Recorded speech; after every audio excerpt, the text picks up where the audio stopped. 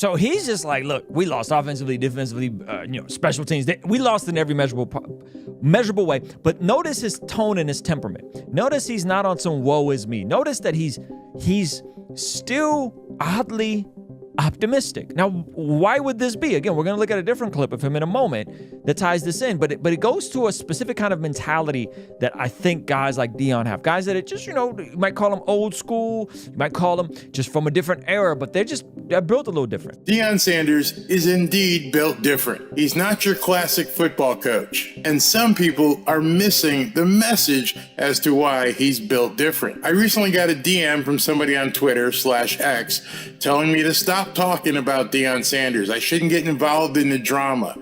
How little does he really know by even asking me to stop talking about Deion Sanders? But that's okay. He doesn't get it, and a lot of other people don't get it either. I pull and root for Deion Sanders and the Colorado Buffaloes, not because of wins and losses, but rather because of what Coach Prime embodies. I don't have any skin in the game regarding the Colorado Buffaloes football team. The celebrity aura doesn't impress me or draw me in whatsoever. Been there, done that, got way too many t-shirts. It's the message that he is giving that draws me in. That's what resonates. Sure, I want him to win, but what draws me in is a whole different message, much bigger than wins and losses. We're in a time where our country is basically leaderless, regardless of what side of the aisle you reside on. Drugs and crime are tearing us apart. Down is up, boys are girls, and evil is running rampant, it seems. And the light that I see from different people, including Coach Prime, is the message of hope and understanding that there's something better out there. It's a message I haven't heard any coach in my life speak publicly of. I've never heard or seen a football coach lay his foundational beliefs out in the public for everyone to see and hear. Is he a faker, a hypocrite, a wolf in sheep's clothing? That's not for me to say. I'm not Jason Whitlock. I just see what I see and I hear what I hear. And today, in this video that I'm going to show you, my eyes opened even wider. People are really hurting out there today. And if you need an uplifting message, or you know someone who needs an uplifting message, listen to this video. I think this video underscores what Coach Prime is really all about. So before we begin, I want you to know that this video has nothing to do with football, nothing whatsoever to do with football. It's a message that I hope you find value in. So let's jump into this. This is a fascinating conversation. So check this out. This is post-game interview, Deion Sanders on Colorado's first loss. First and foremost, thank the Lord for allowing all this to transpire. Okay, so out the rip, these folks got blown out. And in his trying to get settled and in his attempting to figure out what the stats are and read the room and get them to close this door and get everyone settled, in the midst of all this, he still opens with, and he says it kind of under his breath, but he still opens with, thank the Lord for allowing all this to transpire. First and foremost, thank the Lord for allowing all this to transpire. All of what to transpire? Well, getting blown out. Deion Sanders, the guy who took over this failing team, turned it around in the first 3 games, gets blown out, and then opens with, thank the Lord for allowing all of this to transpire. Now, let's watch the rest of this interview. It's a good old-fashioned butt kicking. It's no excuses, no nothing. Their coaches did a heck of a job preparing their team. Obviously, we didn't. That was good. I mean, that was a really good old-fashioned butt kicking. We went into the game wanting to dominate several phases. We lost offensively, defensively, as well as special teams. So he's just like, look, we lost offensively, defensively, special teams. We lost in every measurable way. But notice his tone and his temperament. Notice he's not on some woe is me. Notice that he's still oddly optimistic. Now, why would this be? Again, we're going to look at a different clip of him in a moment that ties this in, but it goes to a specific kind of mentality that I think guys like Deion have. Guys that you might call them old school, you might call them just from a different era, but they're built a little different. People around the country would say this is what they needed to humble themselves. We wasn't arrogant or whatever. We're confident people. If our confidence offends your insecurity, that's a problem with you. It's not us. We expect to do well. We expect to play well. We expect to win every game we step out there. We expect to practice to perfection. and go out there and execute the things that we practice. We just didn't do it today. But it's not something that was needed.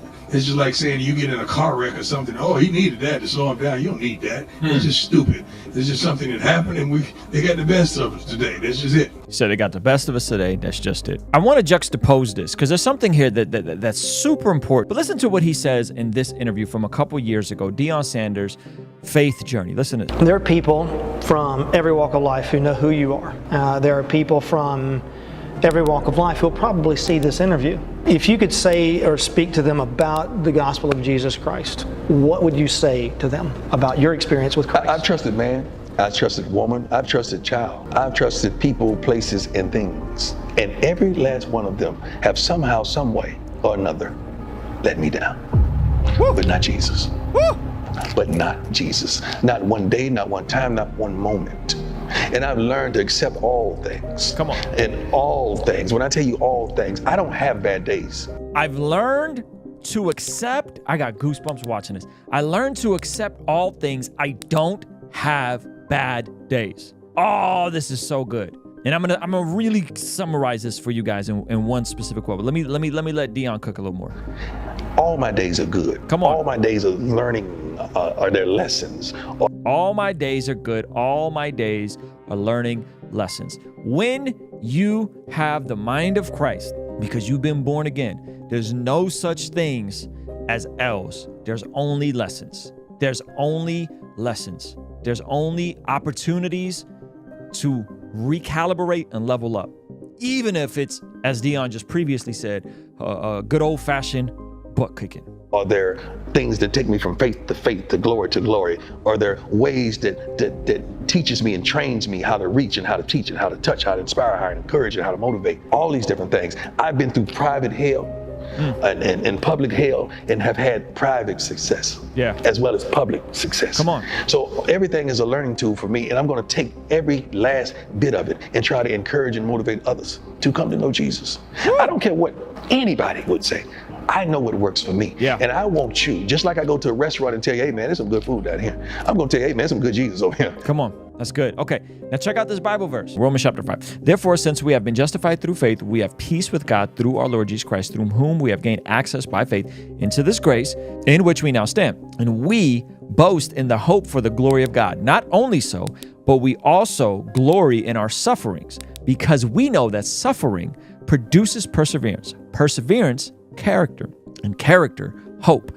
And hope does not put us to shame, because God's love has been poured out into our hearts through the Holy Spirit who has been given to us. You see, at just the right time, when we were still powerless, Christ died for the ungodly. Very rarely will anyone die for a righteous person, though for a good person someone might possibly dare die. But God demonstrates his own love for us in this: while we were still sinners, Christ died for us. Okay, so what I love about this passage, obviously that it flows right into the gospel, which is beautiful. But this concept right here of suffering, of sometimes having shortbacks, right? Of things not going the way you expected it to go. And how do you respond to that? How do you respond to these situations? A lot of people assume that Deion was just going to be arrogant and is because he has a big personality and is flamboyant, yada, yada, yada. But in the same thing he said in that post-game press conference, is the same thing he said years ago in that interview about his faith, and it's echoing the same thing that we see in this passage. Also glory in our sufferings, because we know that suffering produces perseverance. Those losses that you've gone through, those L's that you've taken, those are opportunities for lessons. Those are opportunities to develop, right?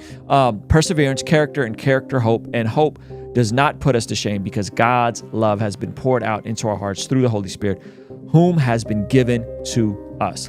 And so I think we're watching, sports and all that stuff is fine. It's fascinating. I enjoy sports. I enjoy it because it's a great metaphor for life.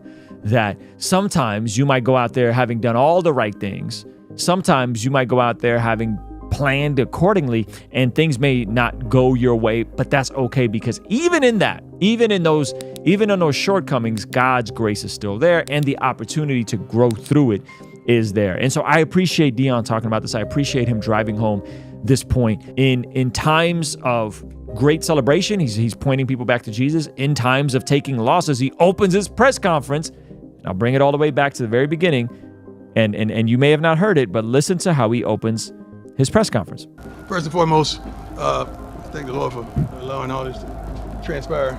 First and foremost, I want to thank the Lord for allowing all this to transpire. I mean, that's a class act. Like when you get a good old-fashioned butt kicking like that, and yet you still open with thanking the Lord for allowing what we would deem as unpleasant suffering to transpire, humiliation to transpire. I mean, they got blown out. That was brutal. But the fact that he is still maintaining that perspective and he's taking accountability, he's taking ownership. He's saying it's not just the players, it's the coaches, right? Everybody needs to take ownership. I think if we got a hold of this and we understood that our suffering and all these things that we go through, that they oftentimes, they don't seem pleasant in the time, but they're often for our development. They're often for our growth. They're often for us persevering and for us growing in our character. So anyway, I wanted to share that with you guys because I was personally blessed by it. I saw it on Sunday when it happened, and I was like, man, this is good. Hopefully now you understand why I talk about Deion Sanders so much. And in this next cut, I hope this message resounds with you. Surrender. I didn't really know what that meant when I see people on television come out. You know, the old Western, they came with their hands up. They're surrendering. They say, you got me. You got me. I'm not fighting no more. You got me. Don't shoot. You got me. And that's how I went to God. And see, I had a moment. That's why nobody can tell me nothing about the gospel of Christ Jesus. Nobody can tell me nothing about who he isn't, because I had a moment right in a room in Cincinnati, Ohio, a condo by myself. When I finally got on my knees that night and I surrendered, I said, Lord, if you here, take me, I'm yours. And the lights that came into that room, the sound and the wind whistling, and it came through that room, and it's like papers was flying, and the light was so bright and radiant that I was just crying out, Lord, take me. And it was so the most beautiful thing I've ever saw. I had a real visitation. So for you, the gospel, accepting the gospel, was a very dramatic moment for you. It was. My life has been dramatic. So how won't that scene been dramatic?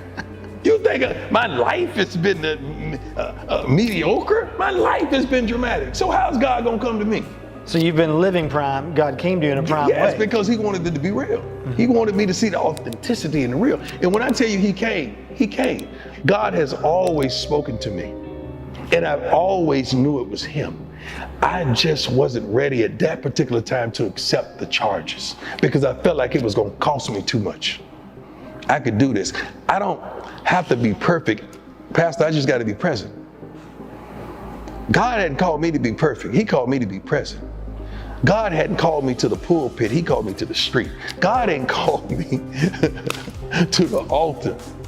He called me to the field. If that's too much for you, maybe ask yourself why. Perhaps this is why, and what you've seen are reasons why so many people dislike Coach Prime. But thankfully, for the same reason, I think that's why he's so endearing to so many people. I personally believe that more people want this in their lives. I believe also that many people need this in their lives. The young men he touches and the community he's enveloping are learning about this man and his message, and it goes way beyond wins and losses.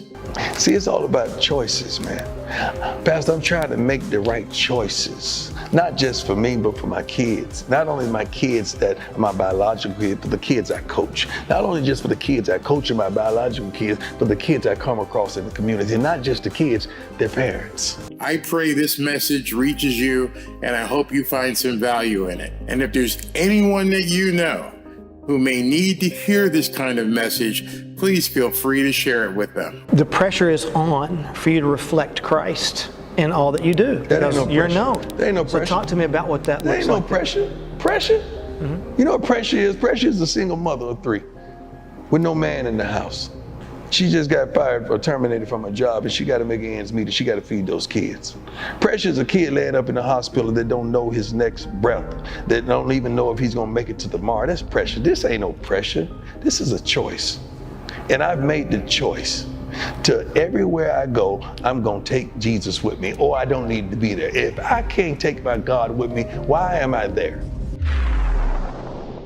We have a rule right now that says you cannot use name, image, and likeness to entice a player to come to your school. Hell, read about it in the paper. I mean, Jackson State paid a guy $1 million last year that was a really good Division I player to come to school. It was in the paper, and they bragged about it. Nobody did anything about it. Come on, Nick. What are you really saying? Are you trying to tell us that in all of your years of coaching, with all of the championships, with all the professional players, you never had one kid in the entire time that you've been Alabama that's gotten paid. You're trying to tell us that none of your players received any benefit from any booster or fan. Are you really trying to tell us that Alabama football is the most righteous program in college sports? Is that what you're really saying? I personally think NIL is bad for the game, but it's here, and teams have to deal with it. So here's a response by former NBA player Steven Jackson in response to hearing Nick Saban's outrageous comments about Deion Sanders, Travis Hunter, and the Jackson State University football team. And then after you hear Steven Jackson talk, I've got a little bit of a video snippet where Deion Sanders, just in only the way Deion Sanders can, respond to what Nick Saban said. You have to watch this to the end. It's that good. Seriously, you got to hear Deion Sanders talk about this. Hey, OG Prime, when the hate don't work, they start telling lies. That goes to show that you're applying pressure. And they threatened. Oh, yeah, they threatened. When you have a big coach like Nick Saban and come out and just blatantly lie like that about a player getting $1 million, Jackson, you are applying pressure, Deion, and they threaten. Why we can't play for our people and make our people look good sometimes? Why we got to run to these D1s? Oh, you mad because you didn't get the best player in the country, Nick Saban. That's what you used to, huh? Yeah, it's a new day. Shout out Deion Sanders. Keep doing what y'all doing at Jackson State, man. But when the hate don't work, they start telling lies. And that's all they doing. Nick Saban, that was real low of you. Nobody expected that from you. But you saying a lot at the same time. Deion is putting pressure on y'all. And he's treating these boys and telling them what they need to hear, not what they want to hear. You know, break that down for me, that dynamic, you know, when you talk about... That hit. I mean, that hit. Like when my son called me, first of all, when your child calls you, they know I go to sleep early, you know, unless I'm on Netflix and, you know, whatever. When he called me, I'm like, what's wrong? You all right? Yeah, Dad, you ain't hear what this dude said? I said, what are you talking about? And he sent me the article. I said, don't worry about it. I got it. I handle it. And just that quickly, God gave me words to spit out because I had to respond real quick to let them know I'm going to respond. Don't worry about it. I'm going to respond. And the conclusion of the tweet that I put out was, we don't have to pay our people to play with our people. It was something to that extent, but it was crafty. It was keen. And I said, okay, I got the attention, but I got it because you never want to make a declaration or give a response based on emotions. You always want to bring it down. No matter what, especially in relationships, bring it down. I love it. We go with a sound mind and sit back and relax and just, you know, think it through. So once I thought it through, I said, you know what? I don't want to just hit play and spit. I don't want to do that. That's too easy. Let me sit down with one of my guys, John Jacques Taylor, who is a journalist who writes for Sports Illustrated as well as ESPN, the magazine. And he's done several stories and he's been down with me ever since I was with the Cowboys. So he came over to the crib and we just sat down. I said, look, 3 things I got to do. I got to be professional. That's number 1. Let's keep that straight. I got to be professional. I'm a head coach. People are looking up to me and depending on me. I say, number 2, I got to represent our people. Well. And number 3, I got to check him so he knows, don't play with me. So I wanted to accomplish those 3 things. And I think we did. There are phone going on, people calling, and now there we go. I wanted to accomplish those 3 things, and I think we did. Matter of fact, I know we did. Right. So it wasn't even about. I'm a thinker, my man, Brandon. I'm a thinker. You're a thinker. You guys are thinkers. Like I'm a critical thinker. That thing wasn't about me. When I look through the smoke and through the fire, Coach Saban used me and used Jimbo Fisher as pawns in his plea for help from his boosters and his donors. We were just pawns. So now he was really going at his people to up the ante so that he could outdo Coach Fisher. Right. Now, they just threw me in the fire because of what we accomplished in recruiting last year with Kevin Coleman and Travis and some others. They just threw us in the fire because he was the spokesman for all SEC, and he was the spokesman for all the Power Fives and the PWIs by saying, hey, y'all, we can't let that happen again now. All right. I'm going to go out on a limb. So I don't blame him, man. I know what he was trying to do. I saw through the bull jump. I really did. Right. So I'm gonna throw two things at you, let you respond. I love you. You're a thinker, but you're also a talker. So I'm gonna let you respond to these two things. Yeah. One, how did you get Travis Hunter then? Right? Like, how do you get a guy and flip a guy to go from a Power 5 to a HBCU? That's one. The second thing. You call it flip. No, give me one at a time. I'm too old. No, you can't. You got it. You're a thinker. I can't remember. Let him respond. Go. Let me get the first one first. I can't remember the second. Okay. First of all, I don't call it flip, because he had never visited Jackson State. He had never been to an HBCU. All he's heard about all his whole life was this, that at the Powers. Now, getting him on campus and bringing him to an HBCU game, and a game of that magnitude where we got 60,000 people in there screaming, hollering, and yelling and shouting, and you never seen that like it, because you've never seen that many people. You couldn't fathom. Y'all can't fathom seeing 60,000, man, of your people on one accord. I mean, having a good time. Ain't nobody going to jail. Ain't nobody tripping. Ain't nobody doing no crazy. Ain't nobody shooting. Ain't nobody robbing. Ain't nobody stealing. We all out there for one plausible cause. That was a beautiful thing. And we won. Right. And he got to see a guy that he looked up to in his element, living in his purpose. I was in my bag. Pre-game speech, post-game, doing the game. I'm in my bag. I'm doing what God has blessed me to do. And you see that at that level, and you saying, dang, I never even fathomed that this could be like that. Now the door is open and the gate is open. And we talked to mama. And see, one of those other schools made a mistake. When mama said, don't do this, and they did that. What was that? And they got, Come on, give us something, bro. And a mistake. Mama said, don't do this, and you did that. Now that's a wrap. Yeah. And we was 100. We kept it 100. We kept it straight. We ain't trying to buy you. We ain't trying to solicit you. We ain't trying to do none of that. And they didn't want to be bought anyway. They don't even get down like that. So we got and Travis wanted to learn from me, man. He really wanted. When we do one-on-ones right now, Travis said, Coach, can you come over? I said, Travis, I got a whole team to watch sooner. Can you come over here and just watch this? Coach, 7 on 7, Coach, can you come on my side? Like Travis. But he wanted like that. But I love it because he wanted like that. He's pulling it out of me. He wants it like that. He competes in everything. We fishing. He compete. Yeah. He compete. I'm not sure if you've seen this, but Nick Saban did a press conference when he came out and he said he reached out to you, and we're going to play that audio of him saying that he reached out and called you. I reached out to him, never got a response, but I feel bad about it, but I'm not changing my philosophy on, I look at the betterment of college football. What is good for the game? Did Nick Saban really reach out to you? And two, yeah, he did. He did. Okay. He reached out to my people. He didn't reach out to me because he don't have my cell. He reached out to my people for certain. He did. Okay. Will you sit down and talk with him? Let me tell you how I get down. If you go at me in public, we got to deal with it in public. Don't go at me in public and try to solve it in private. We can't do that. Let's come on a forum publicly and deal with it publicly. Oh, man. No. You showed up publicly. We got to deal with it publicly.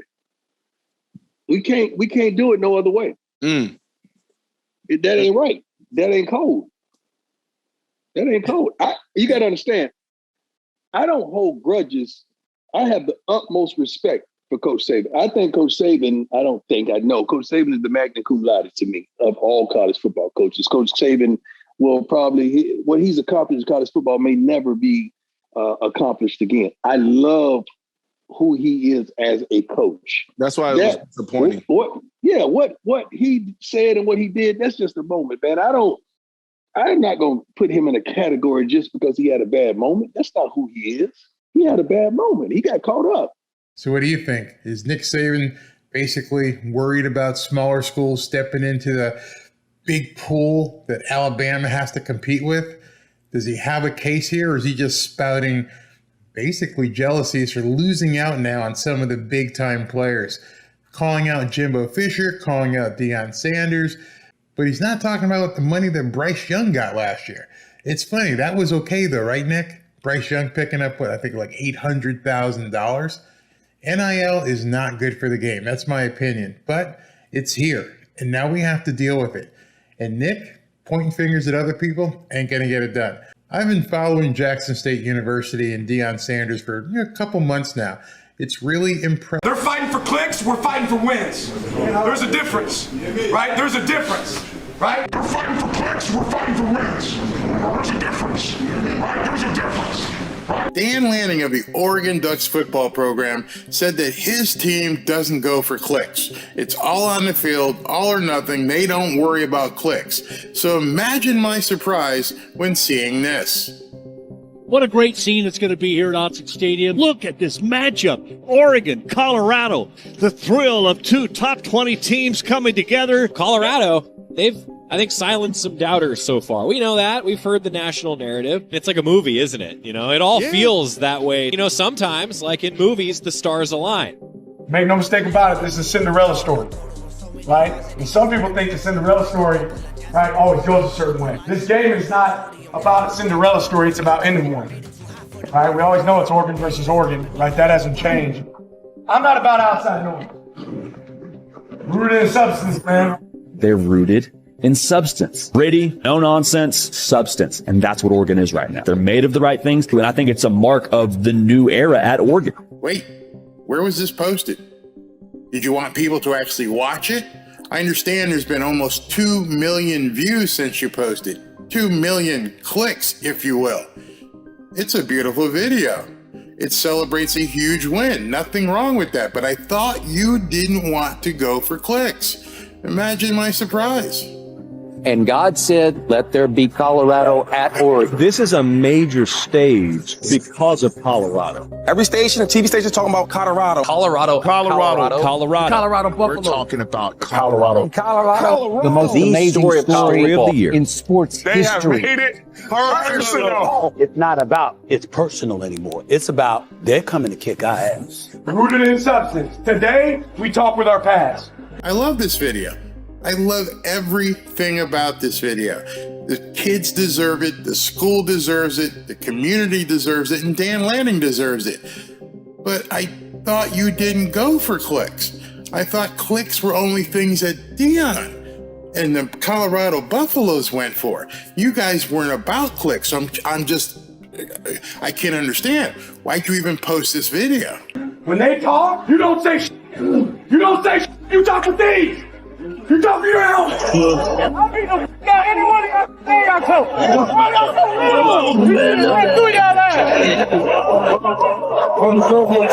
Everybody's tired of hearing about Colorado. No question. And that's going to show up on the football. The Cinderella story is over, man. Does that all mean something to you? Does that all mean something to you? Yeah, it sure as hell means something to me. Hey, I'd like to report a crime to the murder to these ducks. Different culture. Power of unity. Different brotherhood. I ain't ever seen a redwood stand alone. A redwood strength in its what? It's roots. Right? And not in the individual roots. It's because they're what? They're connected. Right? Connected. Connection in this root. Connection. 60 minutes or as long as it takes. Let's go. Come on, Dan. Be honest with us. You understand what the gig is. You understand what the game is in college football. You're not fooling everybody. Everybody wants clicks. You get a click, Deion gets a click, I get a click, we all get clicks. That's what this is all about.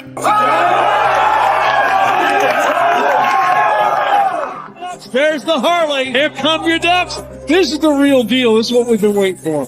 I've already had goosebumps. And this ball game is underway. Knicks quickly to the outside to Franklin, and this Ducks offense is in rhythm. Touchdown, Oregon! There's no doubt I wanted to see Deion Sanders and the Colorado Buffaloes win, but you guys kicked some serious ass, and you deserved it. And You deserve the clicks on this wonderful video. There's nothing wrong with telling everybody, hey, come look at me, look at what we did, look at my kids, look at this program, we won, we kicked his ass, now click the button and watch some more. Bill Whittington, Oregon's initial touch with the ball, they go all the way. That's a very impressive opening drive by the Ducks.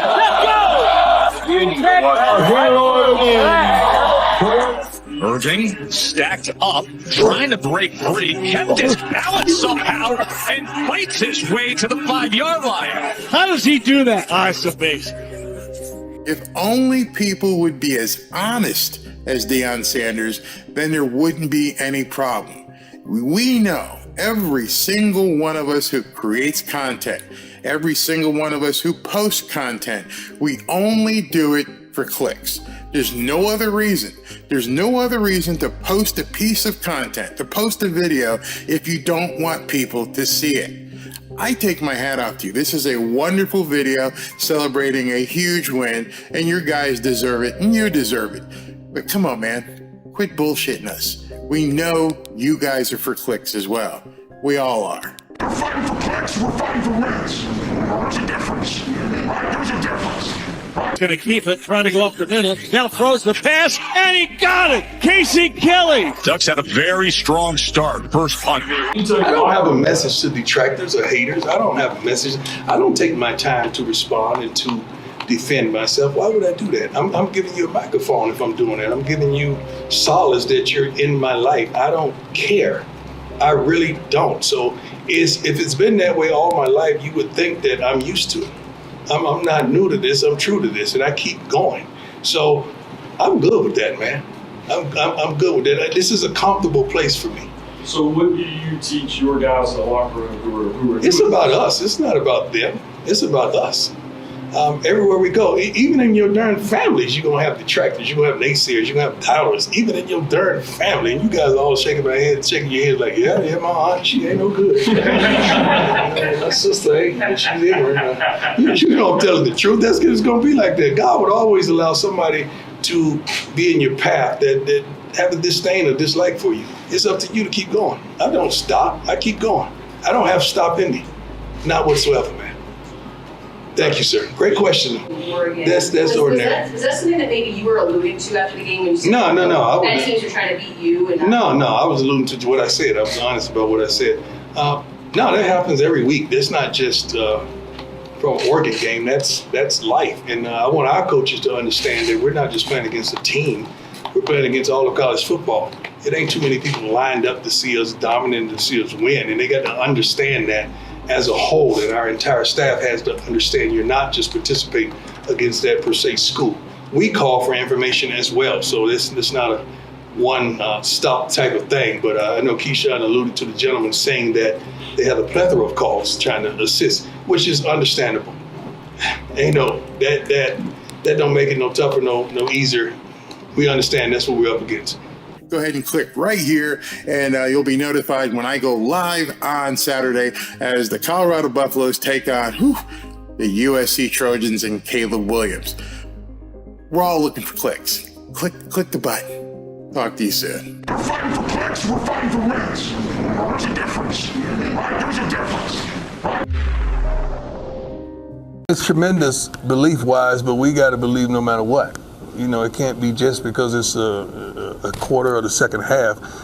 We do believe in two, like we do. I don't give a darn what down it is or what quarter it is or what time of day it is. We do truly believe in what he's capable of doing with this offense. We just got to make sure we keep him in the right situations and protect him, because shoot, he's a baller. He's a now player. He's a today player that young men want to play with. Receivers are calling from all around the country, want to play with him as well. So, they're encouraging him not to look down the street too far, like we all are encouraging him, because we understand what's coming. If you can't see what's coming with CU football, you've lost your mind. You just a flat-out hater if you can't see what's going on and what's going to transpire over the next several months. Something's wrong with you. The man claiming God as his motivating force invited the gangster rap world to his locker room, to his sidelines, to Boulder, Colorado, and everywhere. This has everything to do with uplifting himself and other elites. Oh, God told me to do this, God that. The entire, on the sidelines, Lil Wayne, Key Glock, The Rock, Master P, Offset, the whole rap community, the whole gangster rap community. That's who Deion front and centered for all of Boulder, Colorado. We all know that in the sports world and in the media, there are a lot of people who take issue with what Deion Sanders is doing out in Colorado. But one of the most annoying and disrespectful people in the media who've been hating on Coach Prime is none other than Jason Whitlock. See, Jason Whitlock holds himself out to be some kind of defender of all things Christian. Yet what he's doing is anything but being a Christian man. And he definitely doesn't seem like he's an advocate for most black men. You will seldom see Jason Whitlock being an advocate for any black man. And in fact, unless a black man is doing exactly what he thinks they should be doing or living the life that he thinks they should be living, he really attacks them. And I don't have any problem in this era of wokeness in saying that because of two things. One, I'm black, and number two, I'm a Christian. And because of that, I have no idea, well, maybe I do have an idea. I have an opinion as to what's going on with Jason Whitlock. My opinion, which I believe is based upon a lot of the things he has posted, is giving me a good indication why he's been so disrespectful, so full of disdain about everything regarding Deion Sanders. And I know it's not about the Colorado football team because he's already stated that he really doesn't have any interest in Colorado football. Knowing all this and seeing what he's been posting allows me to put together an hypothesis, a guess, an opinion as to what exactly the problem that Jason Whitlock has with Deion Sanders. So be sure to stay to the end of this video because I'm going to tell you exactly what I think it is. But first, let me tell you how we got here. Jason Whitlock has done everything, including questioning the way that Deion Sanders dresses. He's questioned his masculinity. He's even questioned as to whether or not Deion Sanders is an actual Christian. He questioned the guy's foundation of faith. He's even insulted Deion's sons and the way that he's parented his children. He's even gone as far as saying that the refs against USC cheated in order to help Deion Sanders. And now he's ramping things up to another level. Let me show you. So here's an article that Jason Whitlock wrote and posted on The Blaze, and it's just out there. It's titled, Taylor Swift and Deion Sanders are reshaping football. Should we stop them? Not sure who we is or how you intend on stopping anybody, but that's the title of the article. So I've highlighted a few paragraphs I want to bring to your attention. And there's a picture that says Deion Sanders and Taylor Swift are the doctors assigned to perform the gender-affirming surgery on America's pastime. They're the pop culture icons being used to sever football completely from its traditional roots. Sanders and Swift are the two biggest stories in football. Neither will take the field. Sanders, an all-time great athlete, is a celebrity college coach. His 3-2 last-place Pac-12 Colorado Buffaloes are the main draw in college football. Everybody loves Coach Prime. Black celebrities flock to one of the whitest places in America to stand on the sideline next to Deion. Not sure why he even had to say that. Let's continue. Swift, of course, is a pop music star. She's 2 weeks into an arranged relationship with Kansas City Chiefs tight end Travis Kelce. He has no idea if that's true. Many of us do understand that might be the case, but he has no idea to make a declaratory statement like that. Sunday night, NBC opened its broadcast of the Chiefs-Jets game with Carson Daly explaining football to Swifties, Taylor's legion of fans. This year, thanks to Sanders and Swift, the players on the field matter less than the celebrities on the sidelines. This is all by design. It's part of the feminization movement. I can't think of a more masculine guy than Deion Sanders, and he thinks it's a feminization movement. It's part of making football more like basketball. The entrance into the locker room is now a fashion show runway. The games take a backseat to the promotion of consumerism, and Deion hawks designer glasses at nearly every press conference. Merchandising has always been a part of the marketing of the NFL, so I'm not really sure what the heck Jason Whitlock is talking about. Sanders and Swift are mostly unaware, so they're just walking around zombies, of how they're being used to decouple football from Christian values, national patriotism, and top-down military authority. They just know the money is good. Are you kidding me? Are you absolutely kidding me with that sentence? That's just so insane. I don't know what's happened to Jason Whitlock. They're well compensated and highly celebrated, useful idiots. Could you be more pompous? Their role in the 2023 football season isn't some sort of organic surprise. It's orchestrated and well planned. It's at least 30 years in the making. And then he goes off the deep end here. Professional football has always been a virtue signal. No, virtual signaling didn't even come out until the last couple of years. Roger Goodell and the powers that be are simply changing the frequency to a signal that attracts the secular, the globalist, and the revolutionaries. Being a Christian, now understand he just qualified his statements, I don't like the change. I can easily see the damaging consequences of this radical cultural shift. It's another step, perhaps the final step towards cultural Marxism. Well, in Marxism, there aren't really millionaires, are there? Or billionaires? It doesn't make any sense, Jason. Football is the last powerful force in television. I'll agree with that. It's the only content that still drives large ratings and still brings a group of American citizens together across the political and racial spectrum. Football was the only conservative institution the left had so far failed to conquer and reshape. Do you see what Jason's trying to do here? He's trying to turn everything into a manifestation of wokeness. Deion Sanders is just a guy coaching football, got his team out there, marketing his team to the best of his ability.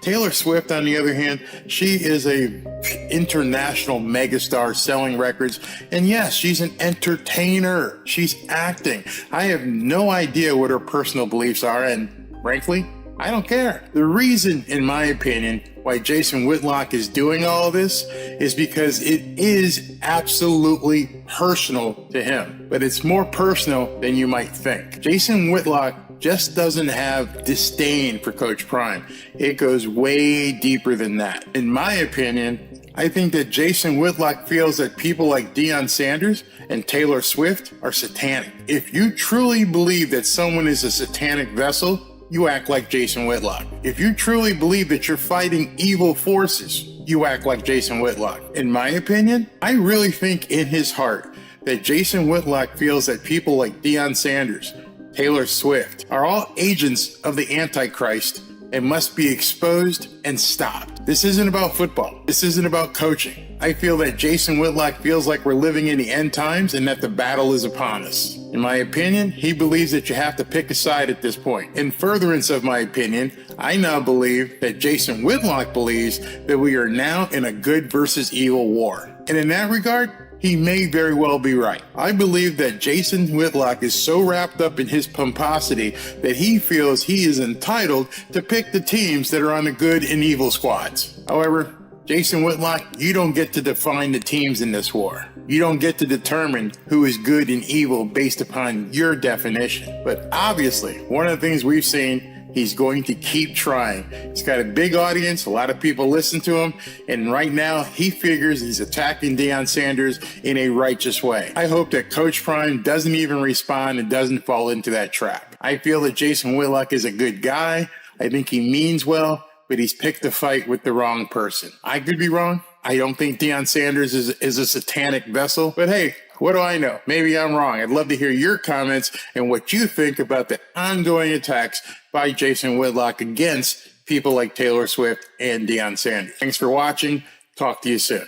Because I'm the only one putting any pressure on Deion. I'm the only one applying any resistance to Deion. Man, this is not personal. I'm telling you, I want Deion to be successful, and that's why I'm going to continue to stay on his rear end and try to whip him into shape and into a mentality that works over the long haul, because everybody that's affirming everything that he's doing eventually is going to destroy him, and we could be looking at Mel Tucker 2.0 because we haven't applied the proper pressure and resistance on Deion. Pressure makes diamonds. Deion needs some, he's gonna get it from me. One thing that I don't like is treating y'all like children. Like y'all are young adults, you're men, and we need to treat you as such.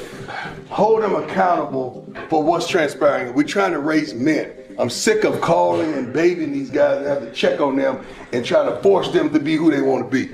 Trying to force you to get here on time to do what you should already do because you're trying to invest in yourself so you could be something. I saw this video by Coach Prime and I had to make a reaction to it. It is so true. You have a coach who's giving his players basically some tough love. Many of these players haven't heard this before. Many of these players are jaded. They're used to getting whatever they want. And I do mean whatever they want. I take myself back to when I was 17 and it was time for me to go to college. My parents had divorced when I was 11, so I was pretty much the man of the house and was able to do whatever I wanted. I happened to be good, really good in football. So my mom sent me to school with a big old trunk full of the stuff I thought I needed, a few bucks, a checking account, and said, good luck, son. She didn't take me to college. She didn't take me to campus. Took a train down, went to school, and then from there on, I did whatever I wanted. I got onto campus. I was said, here's your keys. There's your apartment. Wow, this is pretty cool. Got my own apartment. No, there's going to be a couple other people here with you, but here are the keys. All right. People showed up. I didn't like one or two of the people. I complained. They got taken out, and some other people got put in. Whatever I wanted. Hey, it's time for the dining hall. Here's your card. Just go up there and you eat whatever you want. Seriously? Yeah, just eat whatever you want. Go to the dining hall next morning, and there's a line. I'm like, I'm not going to stand in this line. Just go up there. Just go up to the front. Tell them who you are. Show them your card. They'll let you right in. Didn't have to wait in any lines. Hey, I'm hungry. I need to take some of this food home. Oh, don't worry about that. We have something special for you. What do you mean? We've got late night. What's late night? Late night's a place where the athletes can come and get extra food. Everybody else can't do that. Wow. I need transportation. Okay, here's a car dealership here. They'll go ahead and get you a car. Am I gonna have to pay for it? Nope, it's just gonna be a loaner. You get everything you want. And again, I do mean everything you want when you're a highly recruited athlete. Nobody tells you no. You don't think about what's going to happen if you don't get to play football. There's just nothing in your mind that tells you you have to prepare. Remember, I said I came from a broken home. How many of these athletes at Colorado don't have a dad at home? I knew I was different as soon as I stepped onto campus. These kids know they're different as soon as they step on campus. Everything they ever dreamed of, everything they want is right there. But what happens when it's over? That's what Coach Prime is talking about. Check out the rest of this video. You're changing this week, but we're going to change as well for good. One thing that I don't like is treating y'all like children. Like y'all are young adults, you're men, and we need to treat you as such. Hold them accountable for what's transpiring. We're trying to raise men. I'm sick of calling and baiting these guys and have to check on them and trying to force them to be who they want to be. Trying to force you to get here on time to do what you should already do because you're trying to invest in yourself so you could be something, so you can make some money, so you can get out of this situation. I don't think you understand that it's over, it's coming soon. It's over, it's coming soon. Like right now, you get tuition, right?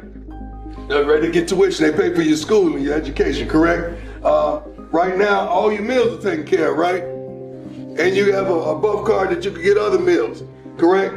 What else is taken care of? What you paying for right now? What are y'all paying for? Personally? Rent, right? How much they give you to take care of that? A nice amount, right? So everything you pretty much need, not want. There's a difference between needs and want. Everything you need is taken care of, right? How long y'all think that's gonna last? It's gonna be over when? Soon. What you gonna do? What's the game plan? Get more money. How? That's easy said than done. How you gonna do that? No, straight up. How you do that? Graduate. Have a plan. What's the plan? One at a time. What's the plan? What's the plan? Yes, sir. Electrician's coming. How you gonna do that? My church. Work wise, you already. That's right. Education, right? Got a plan. Because if this don't work out, that's the plan, right? Okay. What's the plan? There's one guy. Where you playing at? How you mad at me because you won't invest in you? Darn it, I got time to think. How you pissed off at me because I'm holding you accountable for not investing in you because I'm forcing you to be a man? So you're gonna be coming back to the complex saying, what about just listening to you, Coach? Kelly, I'd have been something. Coach Lewis, if I was just listening to you, did what you asked me to do, boy, I would have been something. But you pissed off at us because I'm making you be a man. How does that work, guys? Some of y'all got that audacity, and you're not looking in the mirror holding yourself accountable. For most of the guys on the team, the dream will end. Maybe 15% get a shot in the NFL. Maybe 5% actually get a spot in the NFL. The rest of you are going to have to fare for yourself. The rest of you are going to have to be prepared for what comes next. Many athletes are never prepared for what comes next. They don't listen to their coaches. They think everything is going to be fine. You're basically 10 feet tall and bulletproof. Nothing is going to happen to you until you go ahead and tear your ACL, or you end up having too many concussions. At that point, you're expendable, you're no longer needed, and you're going to have to figure out what you're going to do when you're done. Coach Prime in that video was basically telling these guys, hey, don't look at me. I'm a Hall of Famer. I'm a professional in 2 sports. As much as I'm trying to impart my knowledge on you, I don't know what it's like not to succeed. Most of you are going to find out what it's like not to succeed. So my job at this point is to make sure that you're ready when the likely event happens, that you're not prepared for what comes next. Most people don't want to hear that. I saw some comments on Twitter tonight where people were saying, hell, he's too harsh on these kids. Really? You have no idea. You have no idea what it's like to go from 17 to 21 or 22 with nobody ever telling you no. You can't even comprehend what it's like to get everything you want. And again, I do mean everything. Most people don't even know that happens. They don't know the privileged life of a scholarship athlete. It happens. I'm telling you, nobody tells you no. I would go to stores. I mean, you heard, I would go to stores and people would actually say, it's on us. Don't worry about it. Understanding that's illegal in the NCAA. You're not supposed to get special favors. We did. We always did. We would get pulled over for, doing stupid stuff by cops. Oh, hey, it's you, Bear. Okay, don't worry about it. Just get home. Anything as long as you could play on Saturday afternoon. It started back in high school. People don't understand everything that comes with being a scholarship, high-tiered athlete. What Deion Sanders just did in that video was try to explain just a little bit to these guys, what are you going to do if it doesn't happen? What are you going to do if you don't make it to play on Sundays? If you're not playing on Sundays, more than likely you're going to be working on Sundays. If you're not playing on Sundays, more than likely you have to find a way to continue the lifestyle that you think everybody has. Everybody doesn't. You're special. Don't be ashamed of that. Don't be ashamed of that at all. You work your butt off. You work your ass off every single day to be special. But There comes a time, more than likely, there comes a time when you are no longer special and you have to be like everybody else. That's what Coach Prime was trying to tell these guys. I hope you guys understood a little bit, tried to relate a little bit from my past as well.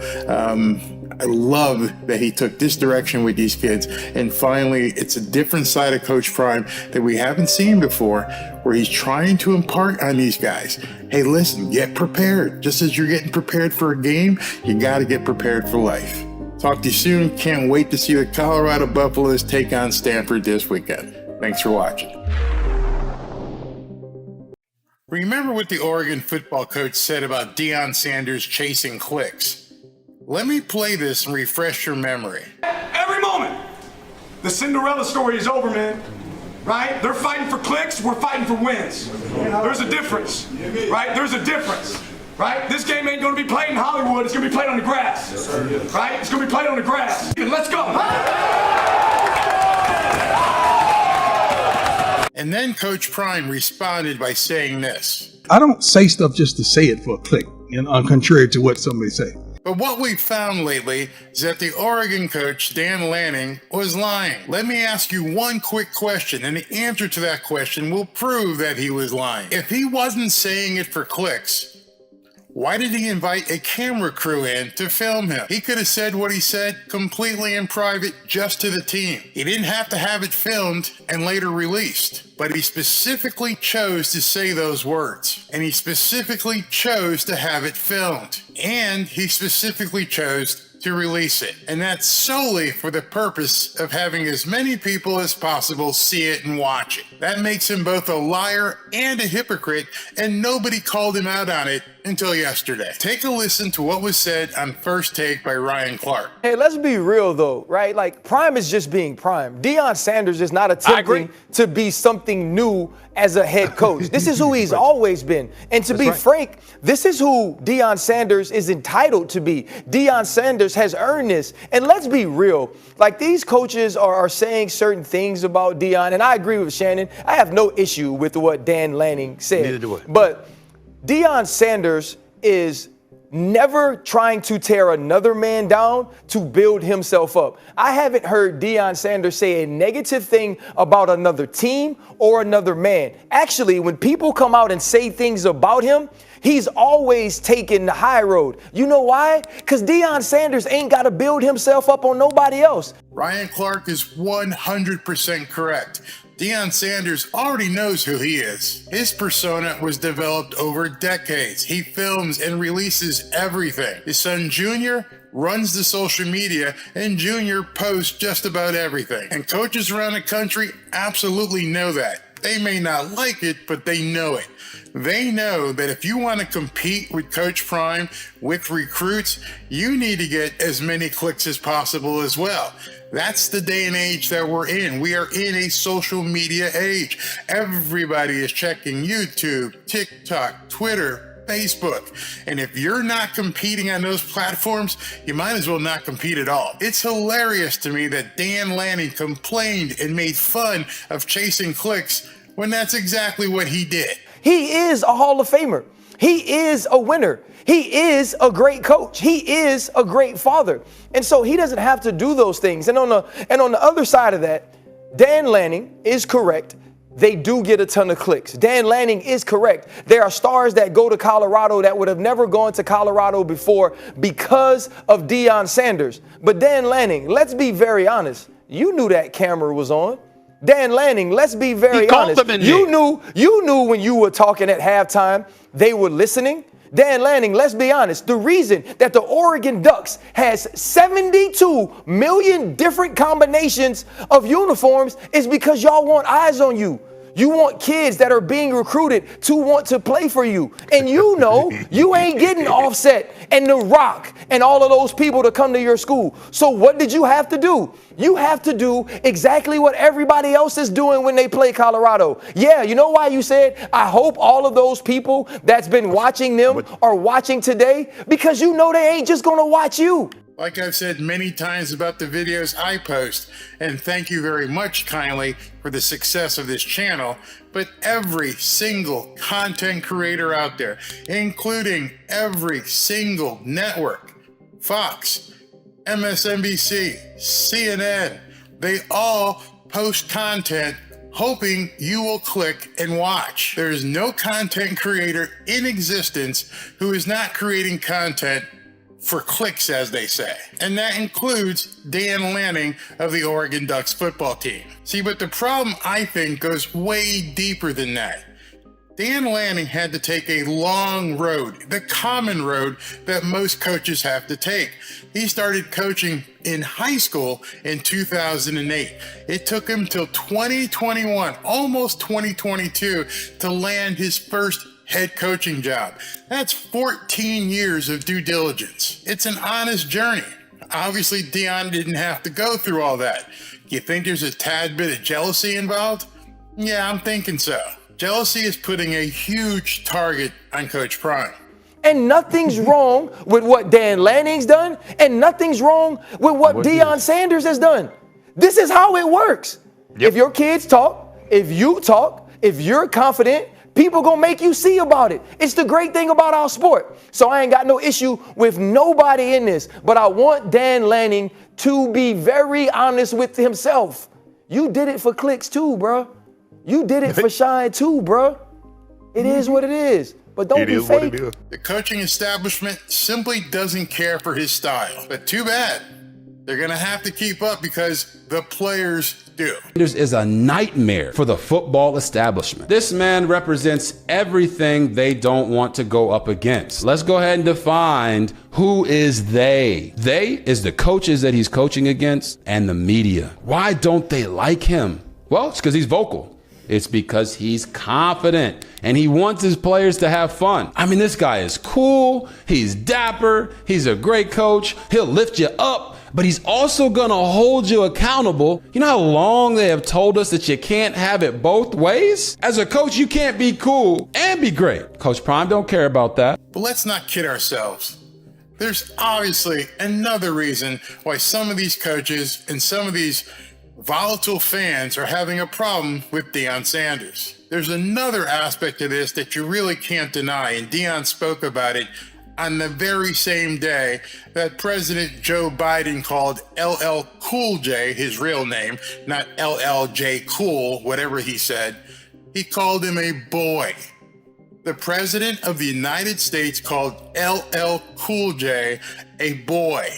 You don't think there might be another reason why people are having a problem with Deion Sanders? You're kidding yourself if that's not an issue. A reporter for USA Today asked Deion, why do you think there's such a big target on you?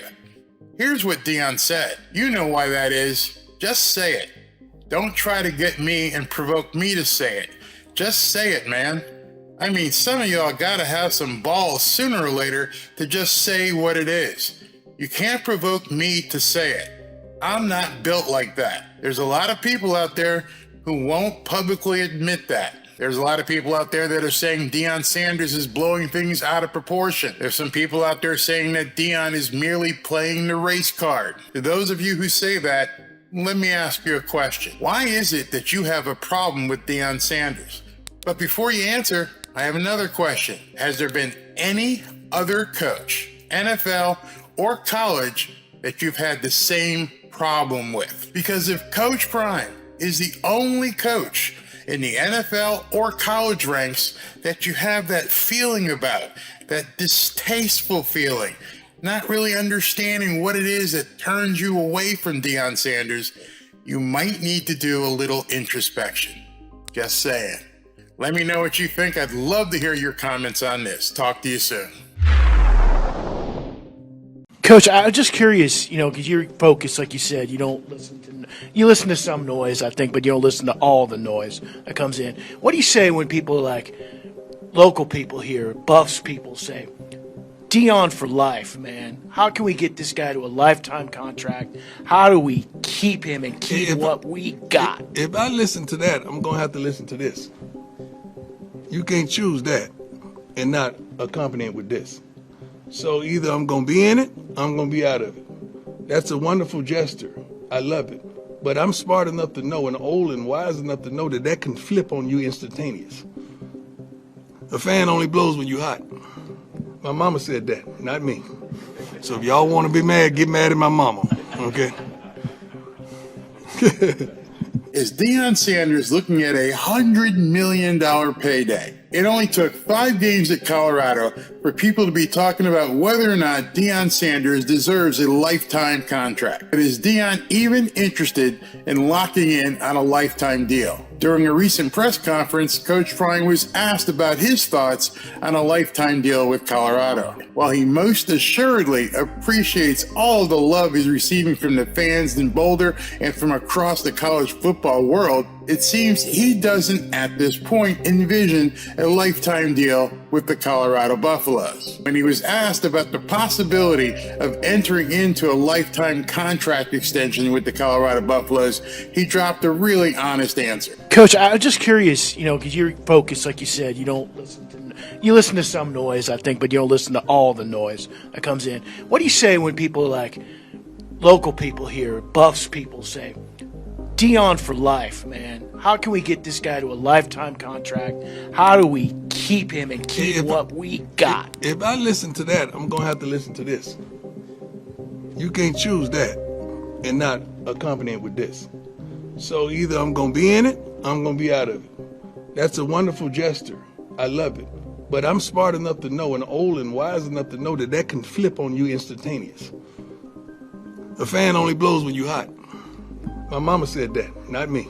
Coach Prime is always good for a story about mama, and this one was no exception. But what exactly did he mean? Listen right here to his good friend Keyshawn Johnson as he tries to interpret and explain what Deion Sanders was actually saying. He's saying that the fan is hot right now, so everything is all good, people willing to do things. But at the same time, I'm like, well, if he's offered a lifetime deal, he's got a contract. I mean, you're going to get lifetime, whatever that means. Does it mean no matter what for the next 60 years he's going to be coaching, or does a lifetime deal mean they're giving him a 15-year deal or 20-year deal and bringing him up to the standards of where he should be based on them leaving the Pac-12 conference and going to the Big 12 and more money, that sort of stuff? Because I can guarantee you this. When they go to a bowl game, which they will, because they're going to win at least 8 games this season. I had them higher, but I got them a little lower now, 7 or 8, which puts them in a decent bowl game, which means all the people are going to want to see Deion and be there for Deion. I think that the university, the chancellors, the president, the athletic director will find the necessary money to tear his current deal up, which is slightly under $6 million a year reported, to take him up to some of that, $100+ million numbers that some of these college coaches are getting, like a Jimbo Fisher that ain't worth 50 cents. So I don't know what the extent of a lifetime deal looks like. I would just think that it's going to be a big payday for Prime coming real soon. In case you're wondering, Jimbo Fisher, who coaches at Texas A&M, currently has a 10-year deal for $95 million. Naturally, there has to be other college programs and perhaps a couple of NFL teams who are thinking what they need to do to pry Deion Sanders away from Colorado. I'm sure he knows that, but Deion doesn't strike me as the pro coach type. But if the SEC comes calling when Nick Saban eventually retires, that's a whole different story. Or could you imagine him taking the helm at Florida in Gainesville if Billy Napier doesn't pan out? But the bigger question right now is, would Deion Sanders even leave Colorado? Who knows?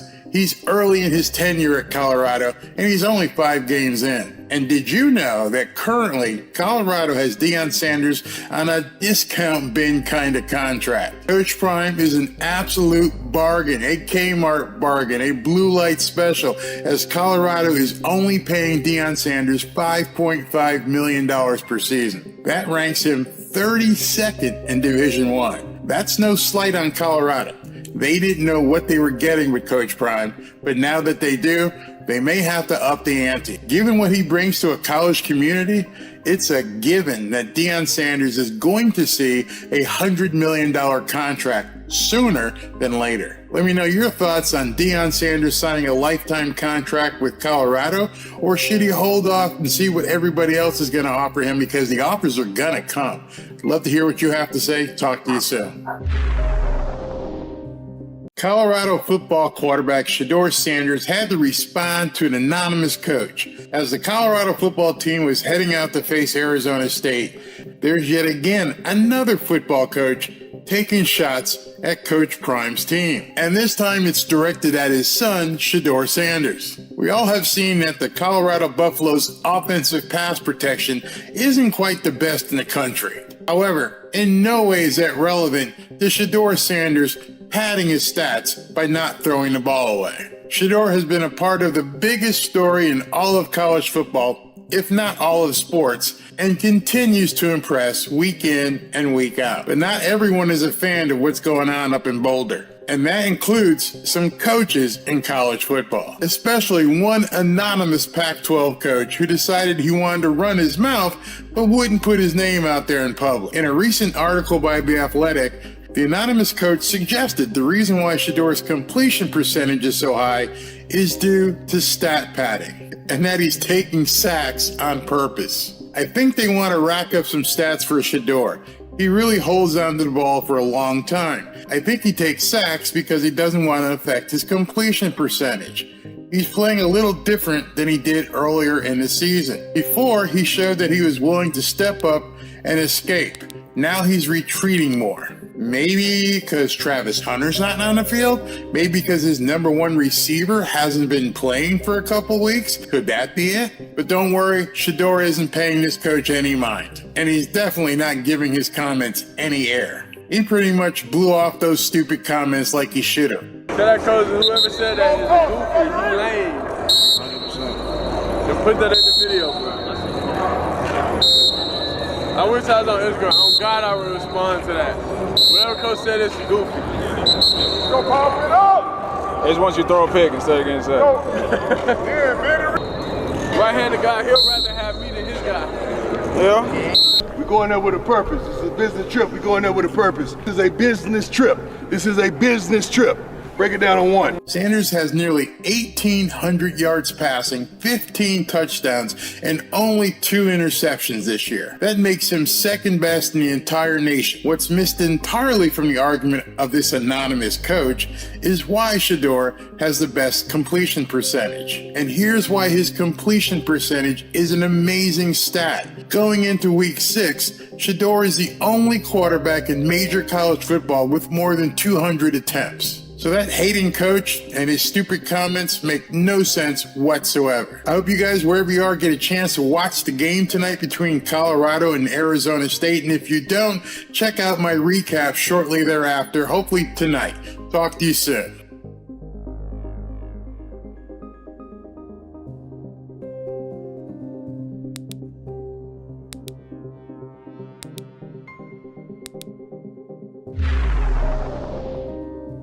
There's one particular person who will remain nameless, and I will not deny it. I think he's a fat, no good bastard who I despise to the core. But it doesn't mean that I wish him harm. It just means I know what he is. That is not Marcellus Wiley I'm talking about. It ain't hard to figure out who the hell I'm talking about. But even then, I wish him no harm, even though he has made a career out of maligning and ridiculing and trying to wish others the worst. I'm where I'm at. That particular individual is where he's at. And I'll leave it at that. And no, I'm not talking about Marcellus Wiley again. No, I'm not talking about my former colleague on First Take. No, I'm not talking about them. They ain't fat b****s who are seeds of the devil. Wishing nothing but black folks harm. But I'll leave that for another day, for when the time is right. Ooh. Jason Whitlock has basically turned every black sports fan away from him. Let's start with this recent dust-up with Stephen A. Smith. It's obvious. Stephen A. has had enough, and he's taken the gloves off. Jason Whitlock has basically been taking shots at everyone. He decided to insert himself into sports talk wars that are going on between Skip Bayless and Shannon Sharp and Max Kellerman and Stephen A. Smith. I'm going to say this, speaking more specifically to Shannon Sharp. Cut it out. Shannon Sharp is trying to point a finger at a Fox executive or two, trying to smear them and put pressure on them and drum up a media storm of someone needs to be replaced, blame this executive, they pushed me out, blah, blah, blah. Shannon Sharp needs to cut it out. I know what happened at FS1. And if Shannon and Stephen A. keep pushing this agenda, I'm going to expose all that I know. And I know all of it. And so, cut it out, guys. What Jason is doing these days doesn't seem to make any sense whatsoever. And we all know that Jason Whitlock has been all over Coach Prime, dogging him ever since the season began. Now he's talked trash about Deion Sanders and his son Shador again. Steve, let's move on to Deion Sanders, a little daily dose of Deion and Shador. Here we go. Coach Prime is campaigning for his son to get a lucrative deal with a watch company or watchmaker or whatever. Let's watch the clip of Deion taking care of business. All these professional athletes. He's very proud of his son flaunting his wealth in front of other people and the whole in your face. He's very proud of it. And Deion's a great Christian leader, and he's an authentic Christian. He's very, very proud of his son flaunting his exorbitant wealth. Your thoughts, Steve? I have a little different bent. If this is about black empowerment, black economy, black power, why not push your son to have his own line of watches? Don't beg for a sponsorship. Be the company. Seriously. I mean, do you want to be Diddy with Ciroc? Turns out he owned none of it. He was a highly paid spokesperson, and it was good for him, and he got some money from it, but all he was a talking puppet. He had no ownership. Isn't ownership key and powerful? I would actually say, Shador, we got something here. Start your own line of watches. Own the company. Own the brand. Be the brand. See, right there what Deion did, I kind of get what he's doing. I actually think it's very short-sighted. What do you just think about they beat Arizona State and he runs to the student section? This is all part of his gimmick now, trash-talking fans and opponents. It's unsportsmanlike, but keep in mind, Deion is the great Christian coach that has all the right values, and he's just leading these kids all straight to heaven. Deion's the ultimate role model. He's basically clapping as his son turns himself into Johnny Manziel, and he's talking about how proud he is that my son's just like Johnny Manziel. He flaunts his wealth, and he's an in-your-face player. Am I just an old man yelling on the lawn, I guess, right now? Yeah, but which is fine.